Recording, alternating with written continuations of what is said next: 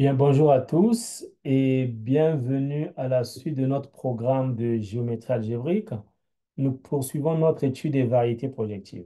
Dans cette vidéo, nous allons parler des variétés projectives spécifiques. Nous allons donc traiter quelques exercices ou encore étudier quelques variétés qui sont données sous forme d'exercices dans les livres de Robin Hartshorne. Donc, cette vidéo sera la suite de notre vidéo sur les variétés projectives. Nous allons donc commencer par montrer que l'application phi qui, qui est la bijection entre les UI et les AN, cette bijection est en fait un homéomorphisme. Après, nous allons continuer. Donc, sans plus tarder, je vais partager mon écran. Donc, dans notre précédente vidéo, nous parlons des espaces projectifs. Et donc, nous avions vu qu'un espace projectif Pn est recouvert par les ouverts UI, I allant de 0 à n, où chaque UI était donc l'ensemble de A0 ou encore de X0, c'est mieux, Xn, que l'on prenait dans Pn, tel que Xn, Xi plutôt, différent de 0. Et donc, nous avons vu que chaque UI ici, nous avons défini phi i qui partait de celui-ci, qui prenait donc X0, Xn, à ici, puisque dans UI ici, c'est UI qui est différent de 0. Donc, à x0, xi, xi-1, xi, ici, sorry, voilà. Et ici, nous avons xi plus 1 à xi, xn, xi. Et nous avons montré que la réciproque était donnée par an à ui.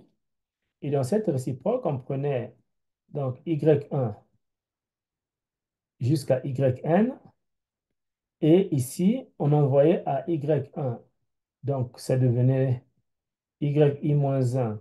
À la ième place, on mettait 1. On continuait jusqu'à in. Et nous avions vu que phi i rend phi i moins 1 était l'identité de an. Et phi i moins 1 rend phi i était l'identité de ui. Donc ainsi, nous avons vu une bijection, une bijection entre in et an, quel que soit le i que l'on prend de 0 à n. Maintenant, nous voulons montrer que l'application phi i est un homéomorphisme.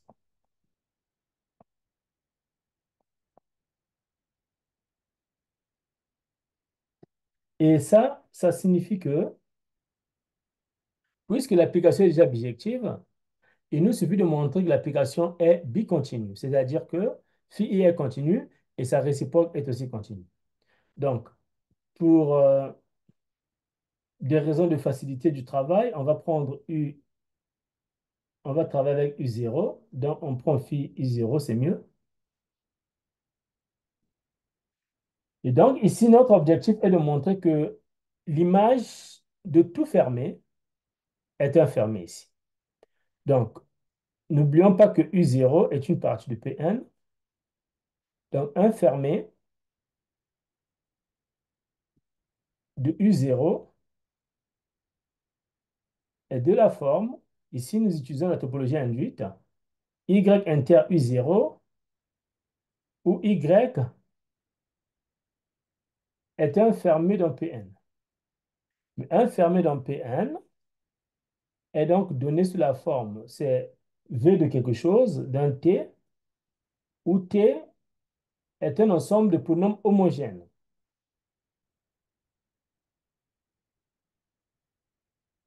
Est un ensemble de polis qui sont homogènes en combien de variables, puisque nous travaillons dans Pn, la node de coordonnées de Pn a n plus une variable, donc c'est S, qui sera x0, xn. Donc ici, c'est vraiment quelque chose qui est en x0, les variables sont x0 jusqu'à xn. Et donc notre objectif est quoi? Est de montrer que l'image de ce fermé est un fermé de AN. Donc nous allons calculer phi de y inter u0 qui est égal à phi de... Alors, y c'est v de t inter u0. Alors, il faut dire que le v de t ici est un ensemble de points. Et ces points, dans l'intersection ici, puisque dans U0, ici, tous les points, x0 de chaque point est différent de 0. Dans les points qui sont ici, ont pour x0 différent de 0. Et donc, le t ici est formé des polynômes en x0. Hein, c'est-à-dire que où il y a en x0, x1 jusqu'à xn. Donc, ceci, nous définissons ceci comme étant v de alpha de t. Et c'est quoi alpha de t? Alpha de t, puisque t ici contient des polynômes homogènes, donc les polynômes de t, f éléments de t, signifie que f est un polynôme homogène en x0 jusqu'à xn. Mais nous voulons que ceci, nous voulons que le alpha t soit un polynôme de, puisque l'anneau de coordonnées de, nous voulons aller dans an, je vais expliquer l'anneau de coordonnées de an ici.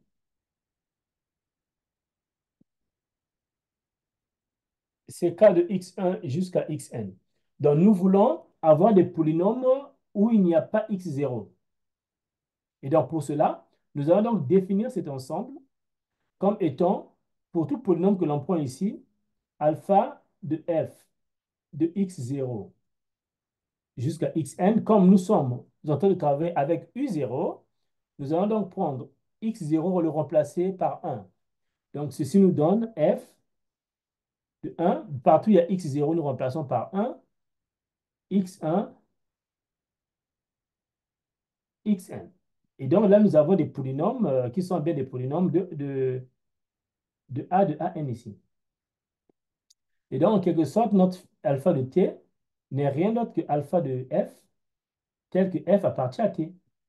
Et ça, c'est bien des polynômes qui sont dans celui-ci, et ça, c'est bien un fermé de AN. Donc, nous venons de montrer que l'image d'un fermé est un fermé. Il nous reste maintenant de montrer que l'image réciproque d'un fermé est un fermé. Et donc, nous définissons donc phi 0 moins 1 qui partira de AN, dans U0 ici. Et donc, nous allons prendre un fermé de YN. Un fermé de YN, c'est un Z qui est égal à V de T', où T' est une partie des polynômes K de X1 jusqu'à Xn. Mon objectif est de définir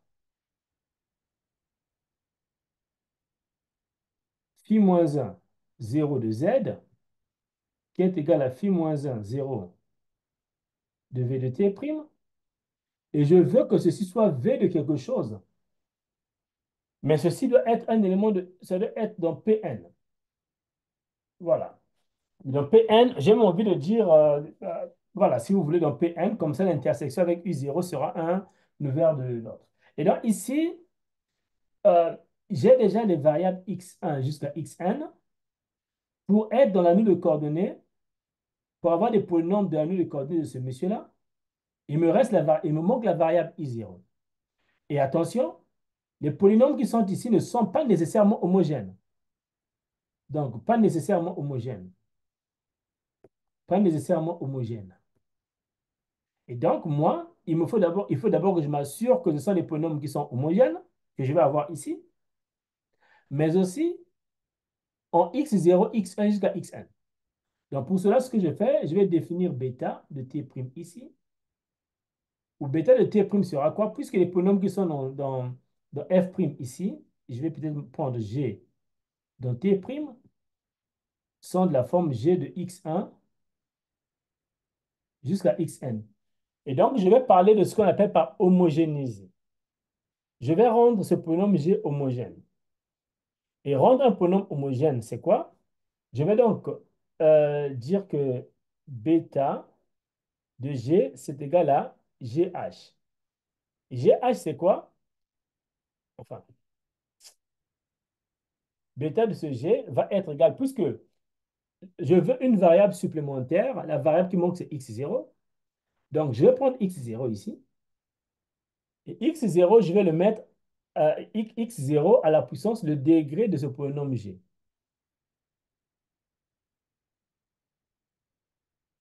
Une fois que j'ai cela, je vais le multiplier par G. Et donc, ici, je vais prendre x1 sur x0. Et donc, je change de variable. Partout, il y a x1. Je remplace par x1 sur x0, xn sur x0. Quand je multiplie par celui qui est là, ce que j'obtiens devient un polynôme homogène. C'est un polynôme homogène en x0 jusqu'à xn. Et donc, en quelque sorte, je vais homogénéiser tous les polynômes qui sont dans T'. Et ça sera, en quelque sorte, voilà, euh, V de bêta de T' et sera égal à V de T'H. Pour dire que je vais homogénéiser tous les polynômes qui sont là. Et là, j'obtiens bien quelque chose qui est dans Pn. Voilà. Et donc, je vais te montrer que ça, c'est un fermé de Pn. Et donc, l'application est bien un homéomorphisme. Donc, désormais, conclusion, désormais, lorsque j'ai une Y, une variété affine, il faut que je mette de la tête que le AN peut être regardé comme un ouvert de Pn par cet homéomorphisme. Donc, à chaque fois, je peux regarder Y ici comme une partie, comme étant dans Pn par rapport à ça. Ça, c'est quelque chose de très important que nous allons utiliser plus tard dans cette vidéo. Très bien. Nous allons donc essayer de regarder quelques exercices du livre de Robin Hartog. Et donc, ici, nous prenons l'exercice 2.1.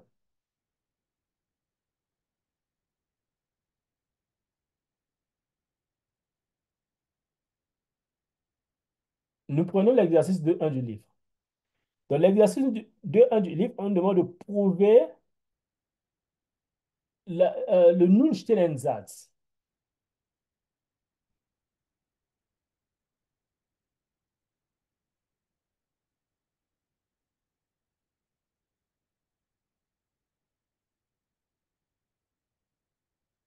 En fait, ce qu'on nous dit ici, c'est de prendre, parce que le Nullstellensatz a été vu dans le cas affine, mais dans le cas projectif. Est-ce que si j'ai un idéal homogène, J, je prends V de cet idéal homogène, et je prends l'idéal de cet idéal homogène, je dois montrer que j'ai le radical de I, de J plutôt. C'est ça que je dois prouver.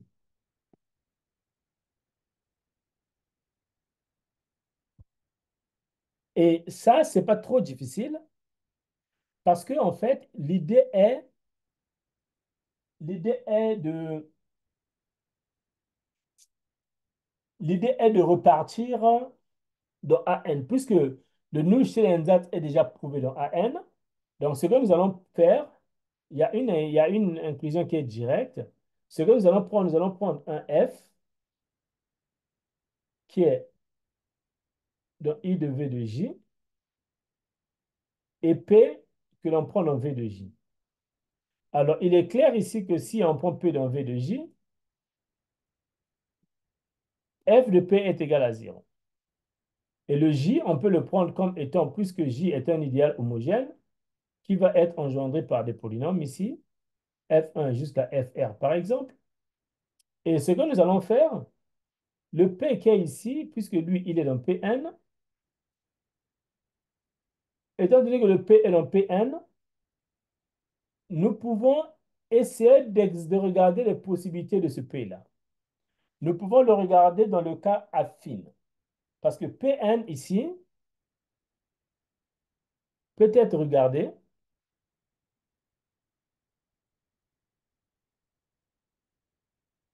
peut être regardé comme l'ensemble des droites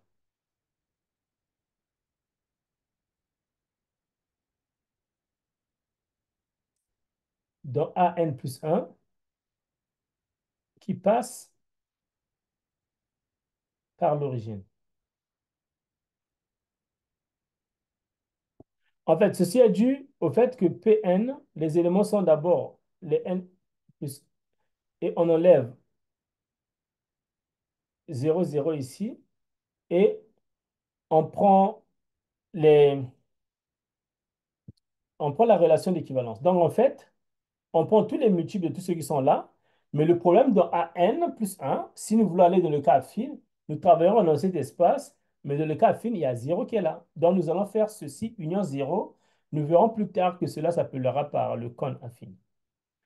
Et donc, nous nous rendons compte que le problème qui est dans Pn ici peut être ramené dans le cas affine. Et dans le cas affine, nous avons déjà traité le problème. Donc, ce problème, nous le prenons ici, nous l'emmenons dans le cas affine. Et dans le cas affine, le Nullstellensatz est déjà donné. Donc, l'idée de la preuve, c'est celle, en fait. Donc, nous interprétons le problème dans AN plus 1, qui est le cas affine. Et dans le cas affine, nous utilisons le Nullstellensatz affine qui marche déjà. Et donc, ça marche, en fait, dans P1.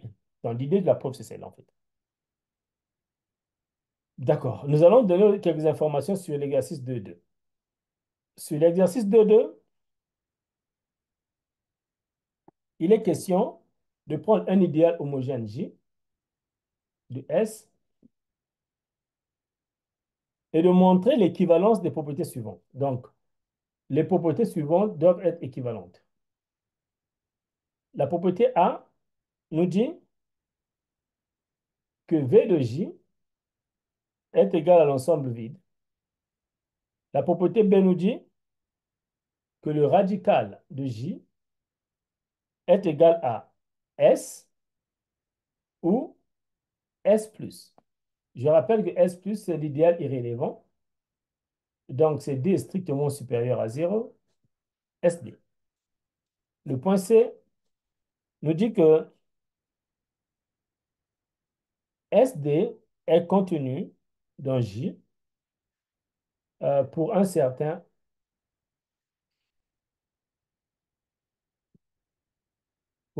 D. Donc, il nous suffit de montrer que A implique B. Je ne vais pas traiter, je vais juste donner quelques indications. A implique B signifie que, bon, le fait de dire que V de J est égal à l'ensemble vide, c'est intéressant. Donc, nous allons essayer de regarder un peu le radical. Nous savons que le radical de J, par définition, nous utilisons le Nullstellensatz. Le Nullstellensatz nous dit que le radical de J, c'est l'idéal de V de J. Si V de J est égal à l'ensemble vide, nous avons le radical de l'ensemble vide. Alors, nous avons le radical de l'ensemble vide. Le radical de l'ensemble vide nous donne quoi? Alors, nous avons le radical de l'ensemble vide et non, non, non, c'est pas comme ça que j'allais faire ça. Désolé, c'est pas comme ça que j'allais faire ça. C'est pas comme ça que j'allais faire ça. En fait, le radical de... En fait, puisque nous partons du fait que nous partons du fait que V de J est égal à l'ensemble vide, il faut que je comprenne pourquoi V de J est égal à l'ensemble vide. V de J est égal à l'ensemble vide signifie que le V de J là, signifie que l'idéal J contient 1. Donc, signifie que 1 appartient à J. Et si 1 appartient à J, ça veut dire que J égale à S. Donc, si J est égal à S, cela signifie que J, donc, c'est le plus grand. Donc, le radical de J, c'est forcément aussi égal à S. Ça, c'est le premier point, où on a montré que, voilà, lui, il implique le radical de J égale à S. Mais le deuxième point, ça va être quoi? Ça va être que 1 n'appartient pas à J. Alors, si 1 n'appartient pas à J, si 1 n'appartient pas à J, ça veut dire que J est différent de S. Mais dire que V de J est égal à l'ensemble vide, ça, dans le cas affine, ce n'est pas possible. En fait, dans le cas affine, il y a quelque chose qui se passe ici. Euh, Cela signifie que J, parce que vous vous rendez compte que dans le cas affine, il est possible d'avoir V de... Enfin, je veux dire que dans le cas affine, il est possible d'avoir, voilà, d'avoir V de J est égal à, ben, est égal à 0, 0, 0, 0, 0. Ça, c'est possible. Mais ça, ce n'est pas possible dans le cas projectif. Ça, ce n'est pas possible dans le cas projectif. Alors, à quel moment nous avons 0, 0, 0, 0. Plus dans le cas projectif, nous n'avons que des polynômes qui sont homogènes. Et le S plus ici sera engendré par x0 jusqu'à xn. Et donc, ça là, ça sera possible lorsque J sera égal à cet ensemble-là. Donc, mais dans notre cas, dans le cas projectif, J égale à cet ensemble-là est égal à l'ensemble vide. C'est-à-dire que V de S plus est aussi égal à l'ensemble vide. Donc, ici, nous prenons J égale à S plus. Et dans ces conditions, le radical de J sera encore égal à S plus. Voilà. Donc, le A implique B, c'est comme ceci. Le B implique C. Je ne voulais pas traiter, mais je suis en train de traiter. Le B implique C. Ici, nous allons prendre... alors, ici, nous voulons prendre le fait que le radical de J est égal à S ou le radical de J est égal à S plus. Bon, si le radical de J est égal à S, si le radical de J est égal à S, ça veut dire que J égale à S.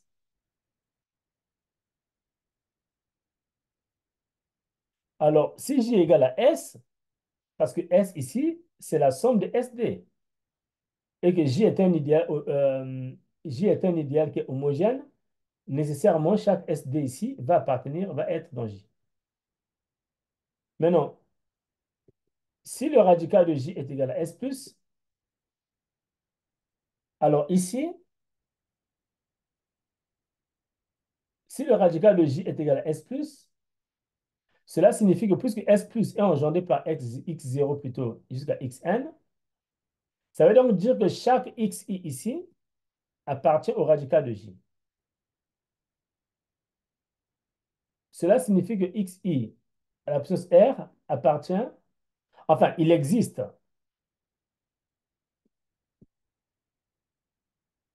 Cela signifie qu'il existe R tel que xi à la puissance R soit un élément de J.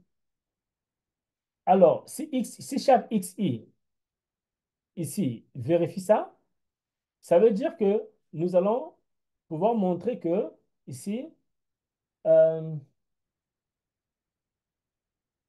nous allons pouvoir montrer que si chaque, donc x0 puissance R appartient à x1 puissance R et ils sont au nombre de R plus 1. Donc ici, nous allons voir que x i à la puissance R facteur de n plus 1, le nombre de variables, est un multiple, donc euh, est un multiple de xi, de xi puissance R qui est déjà un élément de J. Cela signifie que tous les polynômes homogènes de degré qui est là seront des multiples de celui-ci, de ceci, qui seront dans J. Donc, S de R, n plus 1, donc l'ensemble des polynômes homogènes de degré, celui-ci, est bien dans J puisque chaque élément est un multiple de celui qui est ici et ça marche. Voilà. Donc, c'est comme ça que nous pouvons faire ça. Et après, nous avons C qui implique A. Alors, C implique A signifie tout simplement que si nous avons S qui est dans... euh, si nous avons S, s'il existe un D pour lequel SD est dans I ici, alors nous montrons que V de J est égal à l'ensemble vide. Je vais vérifier quelque chose. Nous allons descendre ici. Nous allons descendre ici.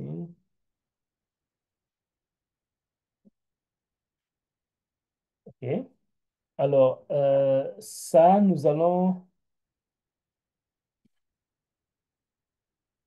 OK, donc nous allons prendre le fait que x SD,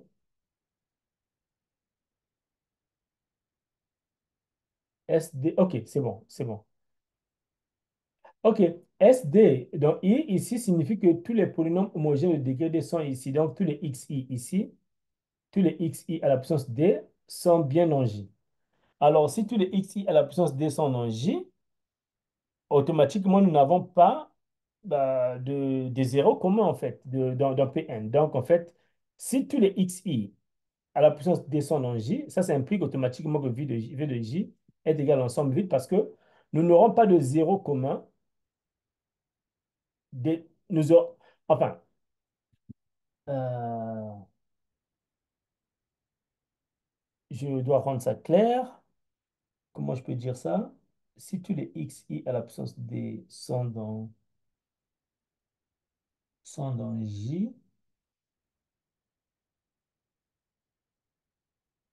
si tous les xi à la puissance d sont dans J, donc ici nous avons x0 à la puissance d, x1 à la puissance d, tout cela sont dans J.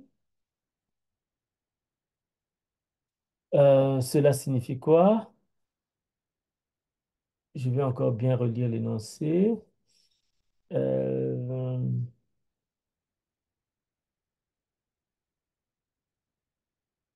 donc,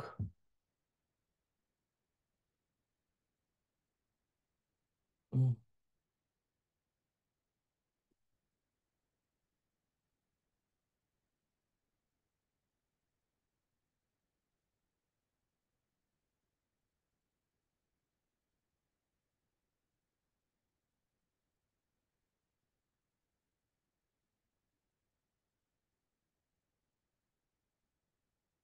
OK, nous allons peut-être, OK, nous gardons ça comme ça, mais non, j'ai pas besoin de ça.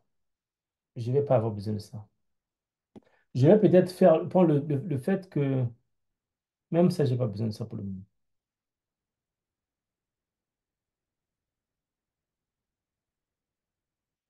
Donc, le fait que lui il soit contenu ici signifie que V de J est contenu dans V de SD.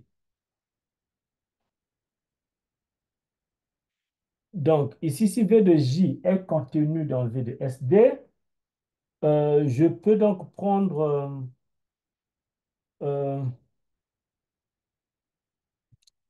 alors, soit P, un élément de V de J. Si P est un élément de V de J, ça veut dire que tout polynôme homogène, puisque c'est ça, SD est contenu ici, donc ça veut dire que f de P est égal à 0, quel que soit quel que soit f que je prends dans J. Mais comme J contient SD, cela signifie que cela marche en particulier pour les polynômes qui sont dans SD. Donc, tout polynôme homogène de degré D s'annule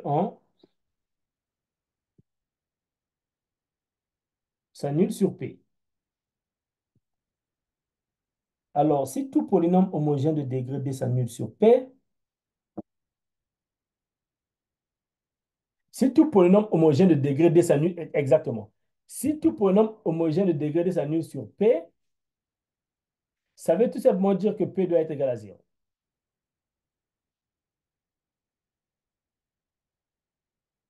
Mais ça, ce n'est pas possible parce que 0, mais P doit être égal à 0, ce qui est impossible parce que nous sommes dans l'espace projectif.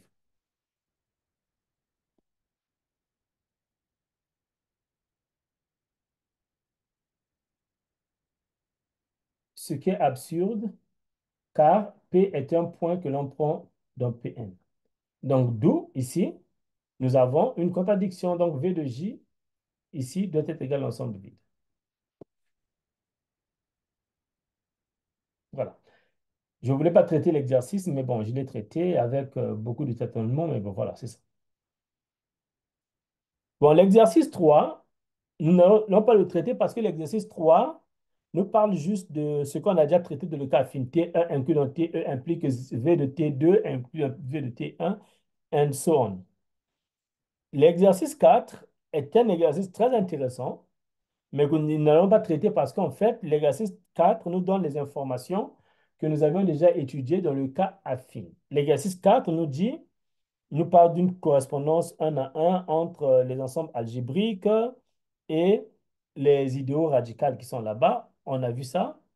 Nous avons vu donc que l'ensemble euh, un Y est un ensemble algébrique euh, irréductible si et seulement si son idéal est premier. Donc Pn, ici, on nous parle aussi que Pn est irréductible. Voilà. Et ça sont des choses. Donc, c'est pour montrer que l'idéal de Pn euh, euh, est premier. Voilà. Et l'autre, comment on appelle? Pn est irréductible, c'est ça. Ouais. Le 2,5 nous parle de la topologie. Et ici, nous allons devoir montrer que Pn, la topologie dans Pn est une topologie newtonienne, à l'image de ce que nous avons déjà fait, et montrer que Pn, voilà, peut s'écrire comme réunion des composantes irréductibles. Le 2,6, le 2,6 est très intéressant, mais la preuve est assez longue. Donc, le 2,6 nous parle, nous avons vu dans le cas affine que la dimension d'une variété affine était égale à la dimension de son anneau de coordonnées. Mais dans le cas projectif, c'est différent. Nous allons voir que la dimension de SY est égale à la dimension de Y plus 1. Voilà, ça c'est comme la dimension de coût d'une variété projective, d'une variété d'un ensemble, d'un anneau gradué, qui donne un plus, le plus de degrés du polynôme homogène, du polynôme de Hilbert plutôt. Voilà. Donc le 2,6 nous parle de ceci. Je pense que c'est mieux que nous gardons seulement l'autre. La preuve, elle est assez longue, euh, elle est assez longue. Bon, ça, elle implique le degré transcendant, mais bon, ça prendra beaucoup de temps, donc je préfère ne pas faire ça.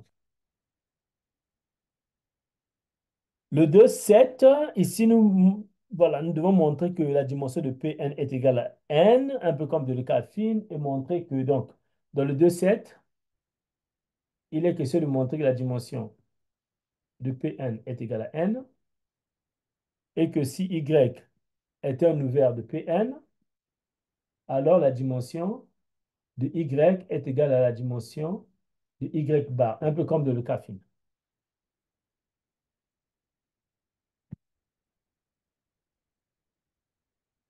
2,8. 2,8 ici, on nous dit que si y dans Pn est de dimension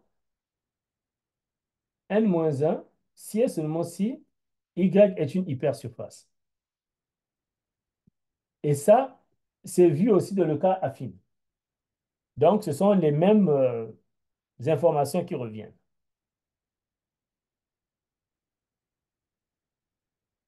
Dans le 2,9, ici, nous allons parler de la clôture projective.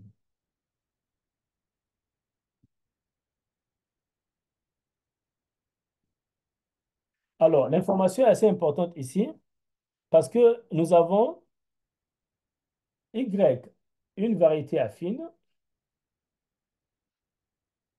mais si y est une variété affine, nous avons vu que A0 ici, nous avons un isomorphisme, un homéomorphisme avec U0 qui est dans Pn.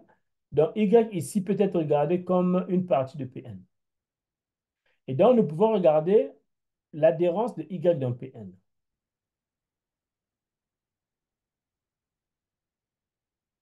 L'adhérence de Y dans Pn que l'on note y bar est appelé clôture, clôture projective de y. Dans la clôture projective d'une variété affine, c'est son adhérence dans l'espace projectif.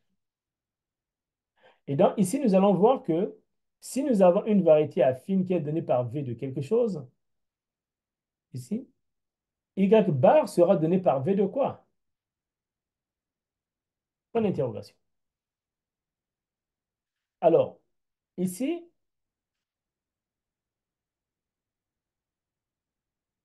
remarquons que l'idéal de Y bar sera engendré par, alors,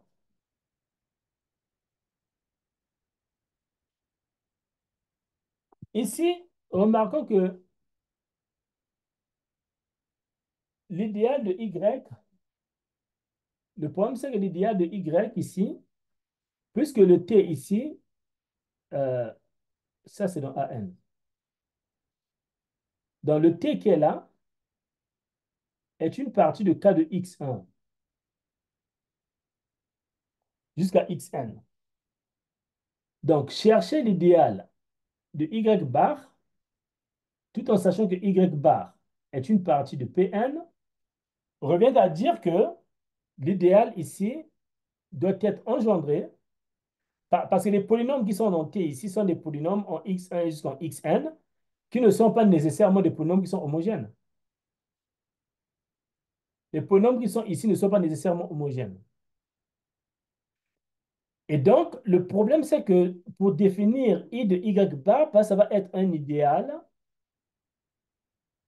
de K de X0 jusqu'à Xn. Il nous faut avoir des polynômes homogènes ici. Et donc là, qu'est-ce qu'on fait? Nous allons donc calculer, nous allons homogénéiser tous les polynômes de I de Y. Donc nous allons calculer bêta de F tel que F appartient à I de Y. En fait, bêta de Y, c'est le bêta qu'on a utilisé tout à l'heure, c'est homogénéisé. C'est-à-dire que bêta de Y ici, bêta de F ici, va être égal à la variable qui manque, donc ça sera x0 à la puissance de degré de F, et on va multiplier par x, x1 à la puissance x0, xn à la puissance x0. Donc, ici, je travaille avec x0 parce que je suppose ici que c'est x0 qui manque. Mais si c'est x1 qui manque, c'est x1. Donc, je vais homogénéiser par rapport à la variable qui n'est pas ici. Donc, une nouvelle variable que je vais ajouter en fait. Et voilà. Et donc, quand je fais ceci, j'ai cela. Mais attention, j'ai bien dit ici, bêta f où f est un polynôme de ceci. Mais f n'est pas nécessairement un générateur. F n'est pas nécessairement un générateur. Et donc, ici, ça devient très intéressant parce que si nous voulons trouver les polynômes qui sont là, il me faut donc si I de Y est donné par F1 jusqu'à FR, il faut noter que I de Y bar ne doit pas être égal à bêta de F1, bêta de FR. Ça, si vous faites ça, c'est faux. Parce qu'ici, là, vous n'avez traité que les générateurs, mais lui, il peut être engendré par d'autres polynômes qui ne sont pas ici. Donc, la meilleure façon de faire, il faut s'assurer que nous avons une très bonne famille génératrice ici pour que ça soit égal. Et donc, moi, ce que je conseille, c'est de prendre une base de Grobner. Donc, ce que je fais, euh, si I de Y est égal à F1 jusqu'à FR et que G qui est égal à G1 jusqu'à gt est une base de Grobner de I de Y, alors I de Y qui est égal à G de 1, G de T est comme ceci, et I de Y bar, je peux le prendre comme bêta de G de 1, bêta de G de T. Par exemple,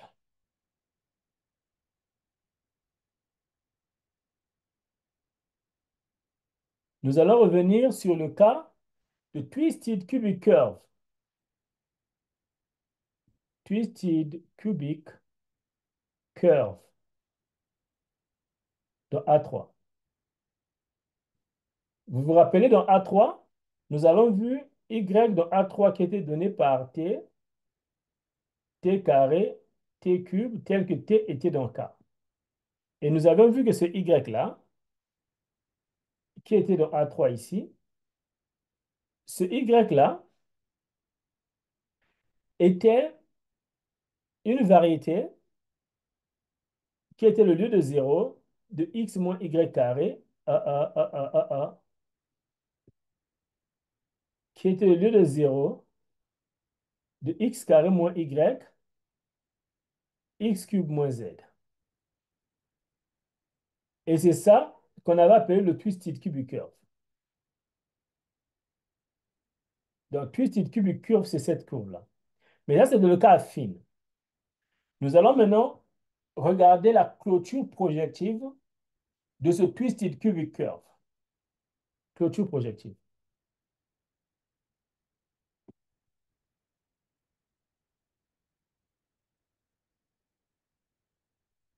Ce que nous allons faire, nous allons calculer une base de Grobner de ce monsieur. Et donc, pour moi, ce que je fais, je calcule une base de Grobner de x moins l'autre. Alors, une base de Grobner, euh, nous avions vu dans une de nos vidéos ici qu'on pouvait calculer une base de Grobner en utilisant les logiciels de calcul formel et on pouvait utiliser Singular, par exemple. Donc, ici, je vais vraiment encourager d'utiliser Singular.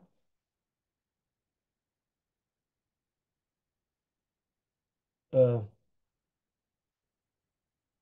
Nous allons donc venir ici. Je vais effacer ce qui est là.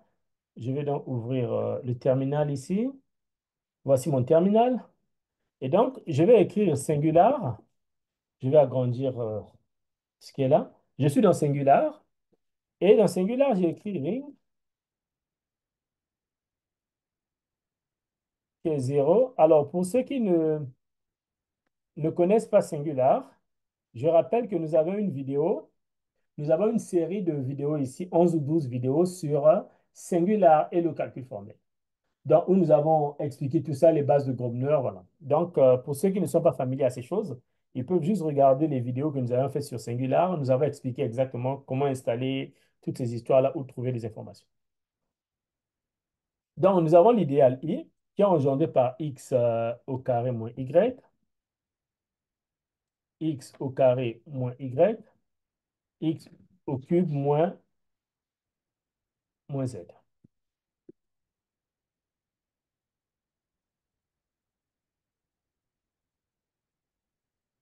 Et donc, nous allons définir un autre idéal, J, qui sera le STD de I.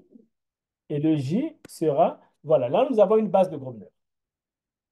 Donc, nous avons une base de Grobner que je vais écrire juste ici, pour ne pas que j'oublie, parce que je vais partir de l'autre côté. Nous avons y au carré moins xz. Nous avons xy moins z. Nous avons x au carré moins y.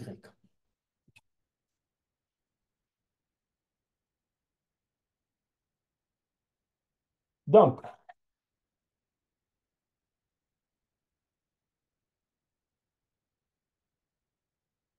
ici, nous allons revenir à notre écran. Donc, nous venons de voir que le twisted cubic curve qu'on avait au départ, le twisted cubic curve que nous avions au départ, qui était y, qui était donné par v de x au carré moins y, x au cube moins z. C'est la même chose, puis encore c'est écrit comme v, où nous avons maintenant un très bon générateur qui a une base de Grobner, qui sera donc y au carré moins xz, xy moins z, et x au carré moins y. Avec une base de Grobner, la clôture projective que je recherche peut être maintenant regardée comme v de bêta de y carré moins xz, bêta de xy moins z, bêta de x au carré moins. Mais en fait, ce bêta-là donne quoi? Ça, c'est quelque chose, ça sont des polynômes que nous prenons dans x, y, z. Mais pour travailler dans le cas projectif, nous avons besoin d'avoir une variable supplémentaire. Et cette variable supplémentaire nous conduira à travailler dans t, x, y, z. Et donc, ce que nous faisons, donc t, c'est la variable qui manque partout ici. Ça, c'est un polynôme de degré 2. Donc, je vais mettre bêta de y2 moins xz sera égal à la nouvelle variable qui est t, à la puissance, le degré de ce monsieur-là qui est 2, multiplié par, chaque variable sera remplacée par cette variable-là sur t. Donc, ici, j'ai y sur t au carré moins x sur t, facteur de z sur t. Donc, ça me donne. Alors, ici, le t va se simplifier avec celui qui est là. J'ai t au carré. Moins le t va se simplifier avec les deux qui sont là pour avoir xz. Voilà. Donc, ici, vous vous rendez compte qu'il n'y a pas eu de changement, mais tout simplement parce que le polynôme est déjà homogène. Donc, je veux le homogénéiser, le rendre homogène, mais il est déjà homogène, donc il n'y aura pas de changement. Donc, comme vous pouvez le constater, ici, il y aura un changement parce que le polynôme n'est pas homogène. Donc, ici, j'ai bêta de xy moins z. Bêta de xy moins z, je vais donc avoir t au carré multiplié par gx sur t multiplié par y sur t moins z sur t. Et quand je multiplie, je vais avoir donc xy moins zt. Et là, j'ai maintenant un polynôme homogène de degré 2. Ça marche. Alors ici, j'ai bêta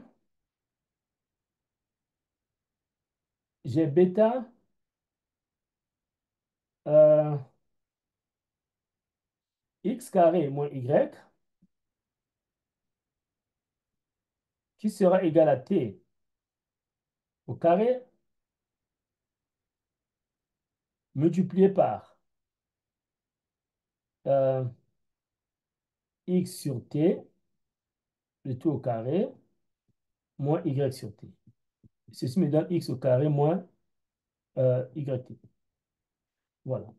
Et donc, je me rends compte que y bar ici, c'est le lieu de 0 de y au carré moins xz, xy moins zt, xy, x carré moins yt.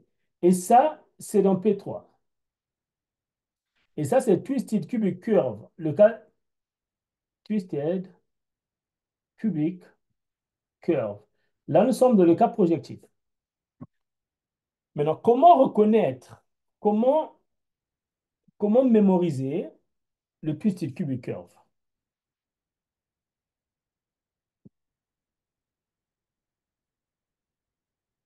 Comment mémoriser le twisted cubic curve?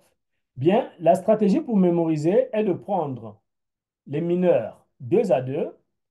Vous avez x, y, ou encore on commence par t, puisque la variable, la première variable c'est t. Donc nous avons t, x, y. Nous avons quatre variables, donc j'ai t, x, y. Là maintenant le t je l'oublie, je commence par y, x plutôt, x, y, z. Voilà. Donc, je considère cette matrice et je prends les mineurs 2 à 2. Donc, j'ai ici le mineur, j'ai ty moins x au carré. J'ai le mineur ici, j'ai tz moins xy. J'ai le mineur ici, j'ai xz moins y au carré. Voilà. Et là, vous retrouvez les équations du twisted cube curve ici. Donc, vous avez v de ty moins x au carré, tz moins xy, xz moins y carré dans P3. C'est ça le twisted cube curve. Donc, l'idéal sera donné par les équations qui sont ici. Voilà. Euh, il y a beaucoup d'autres. Même là, c'est pas fini. Là, nous venons juste de toucher la première partie, mais je vais quand même arrêter là. Sinon, ça sera trop d'informations dans une seule vidéo, c'est pas bien. Donc, je vais m'arrêter ici et nous allons poursuivre dans une prochaine vidéo. Nous ferons le reste. Voilà. Merci d'avoir suivi la vidéo et à très bientôt pour la suite.